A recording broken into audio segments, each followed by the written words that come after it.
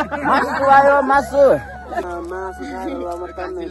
एउटा विस पुरा भइहाल्छ पानी परिरहेछ सायद अब गिटार र मादल चाहिँ त्यतिकै फर्काइदिनु पर्यो अब चाहिँ हामी झन्डा डाँडा उक्लिँदैछौँ साल्पाको टपमा चाहिँ यसरी रमाइलो कार्यक्रम भइरहेछ Today's my experience is most baby based. पवित्र यात्रा भयो एकदम रमाइलो भयो एकदम रमाइलो for you for me this will not come to the यस निस्कन्छ अनि त्यतिकै आज रात पनि पर्यो जस वेदर राम्रै भयो साथी ल ह्याप्पी न्यू इयर सबैजनालाई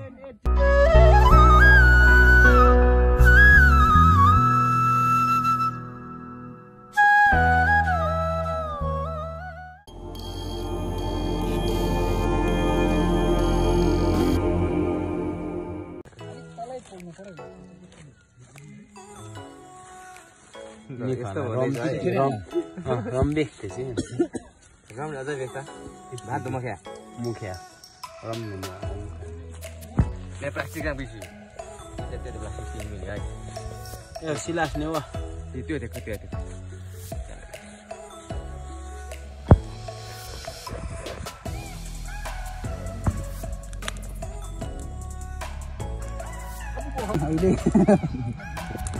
आज सल्लाहले भिज्ने भनेको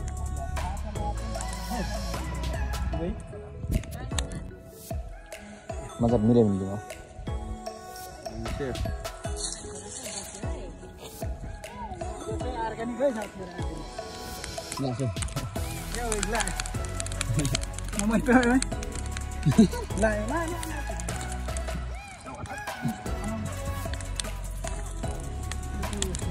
Ya, bien, nanti mati ke lah buat ini. Apa ini? Ini.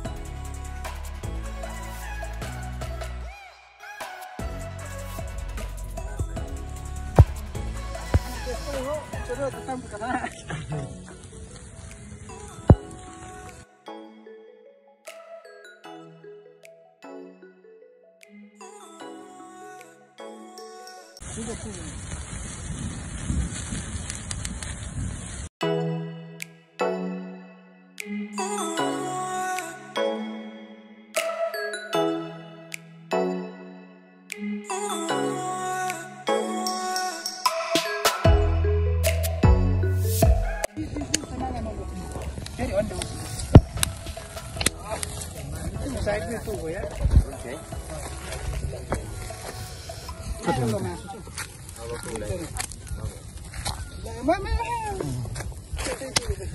सक्पो हो भने यो त्यहाँ मुनि हो तु याक या ल नै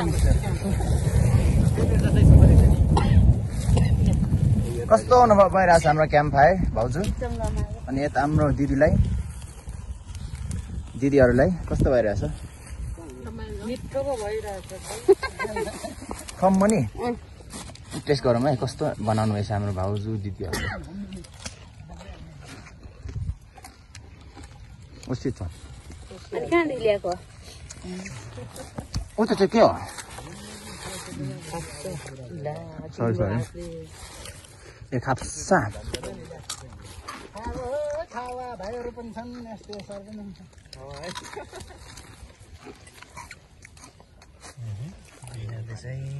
आयो शङ्का लाग्यो भने हामीलाई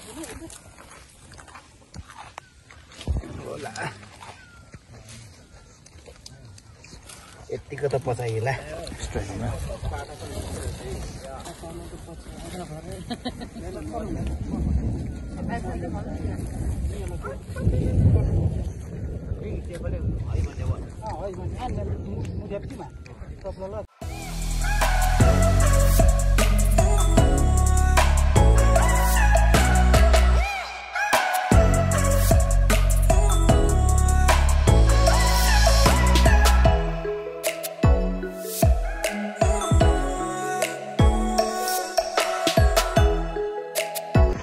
आज हाम्रो एकदम रमाइलो यात्रामा आज हामी यहाँ चाहिँ साल्पाको डाँडामा है साल्पाको टपमा चाहिँ यसरी रमाइलो कार्यक्रम भइरहेछ खानेकुरा भएर चाहिँ यता स्पेसल्ली बङ्गुरको मासु छ एकदम पोलेर ड्राई बङ्गुर पोर्क खाइरहेको छौँ यता विभिन्न खजाहरू पनि छ चिसोहरू छ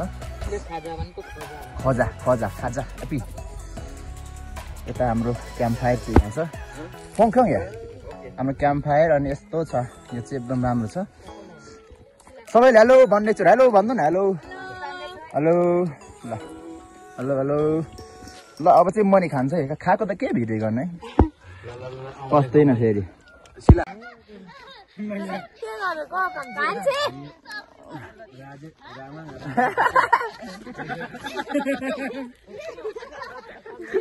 मासु आयो मासु हेलो हेलो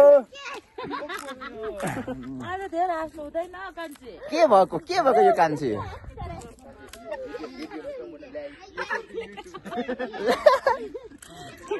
दाते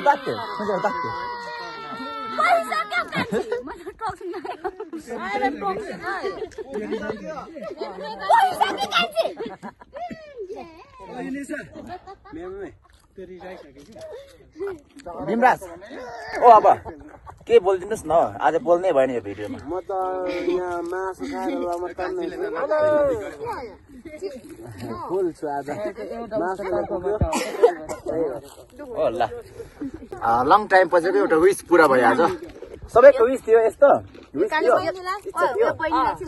मेरो पनि थियो तर आज अलिकति पुरा भयो अझै धेरै छ हो अझै मेरो त धेरै छ यस्तो विशहरू त हैन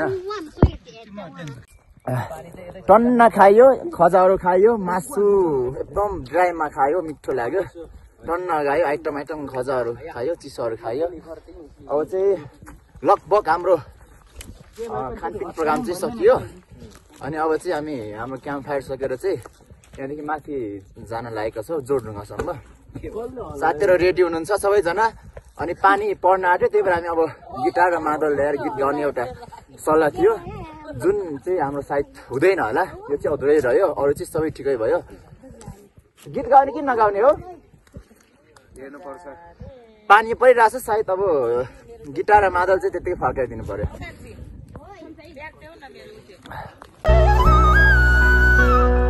ल अब चाहिँ हामी झन्डा डाँडा उक्लिँदैछौँ अनि झन्डा डाँडामा गएर चाहिँ त्यहाँदेखि उता जोरढुङ्गा भन्ने ठाउँसम्म गएर हामी सायद त्यहाँदेखि चाहिँ उदो झर्छौँ होला गाउँतिर अब चाहिँ हामी यहाँदेखि हिँडेको हाम्रो टोलीहरू चाहिँ हिँडिसक्नुभयो माथि पुगिसक्नुभयो हाम्रो टोलीहरू चाहिँ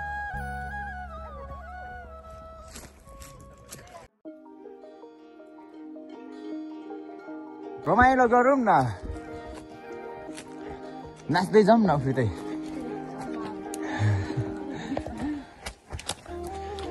यसो त्यत्रो होइन स्पेसल चिजहरू खाइयो होइन अब अगाडि मलाई अब बल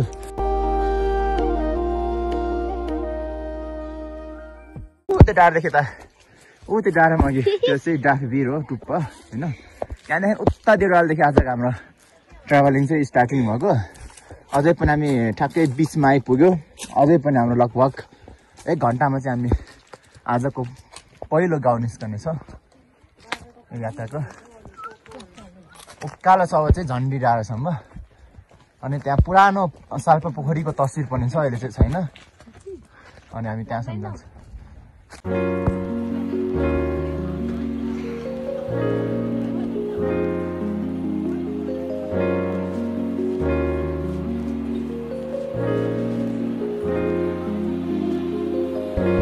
क्वेसन सोध्छु तपाईँले कस्तो लाग्यो यो आजको यो प्रकृतिलाई यो ठाउँहरूलाई एकदम रमाइलो लाग्यो खुसी लाग्यो तर के गर्नु खुट्टा गर्व लाग्छ तपाईँले यस्तो ठाउँमा तपाईँले परमेश्वरले ल्याउनु भएको छ होइन गर्व लाग्छ नि है अनि हाम्रो खुसी भाउजू पनि झन् सङ्घर्षबाट हुनुहुन्छ एकदम टाढोबाट उहाँ चाहिँ गर्व लाग्छ नि है तपाईँलाई नि अनि यस्तो सोलखुम्बु भनेको यस्तो राम्रो ठाउँ हो क्या जहाँसम्म लाग्छ अदन बगैँचाको एउटा टुक्रा होला के भयो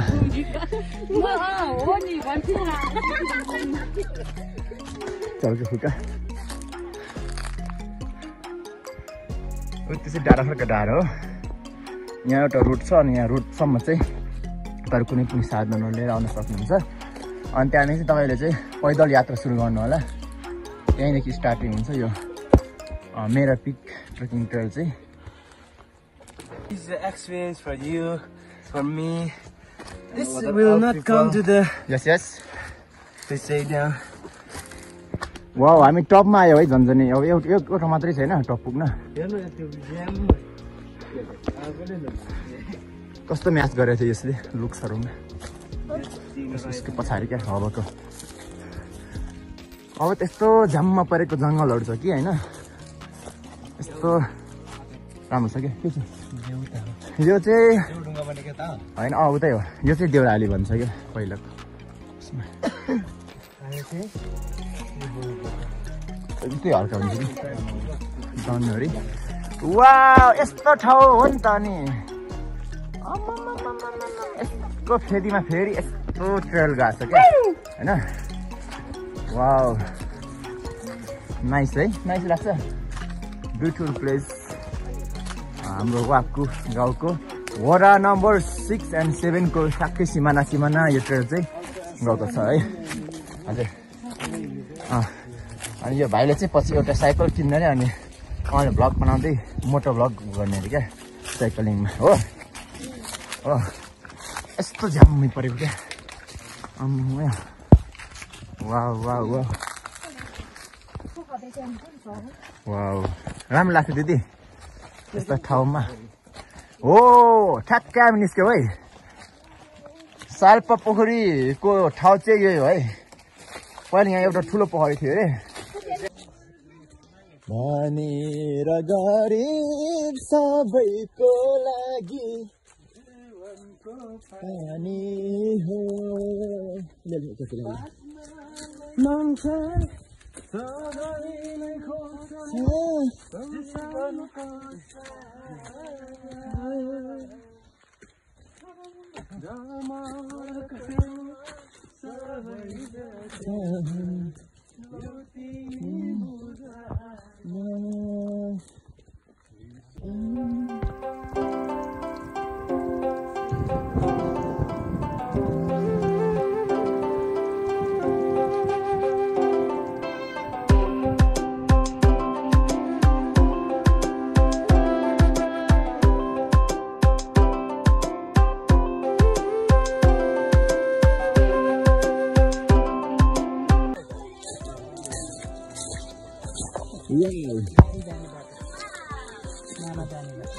यहाँदेखि चाहिँ दुधकुण्ड देखिन्छ है। दुधकुण्ड त्यो ताकि कुरा निस्केछ।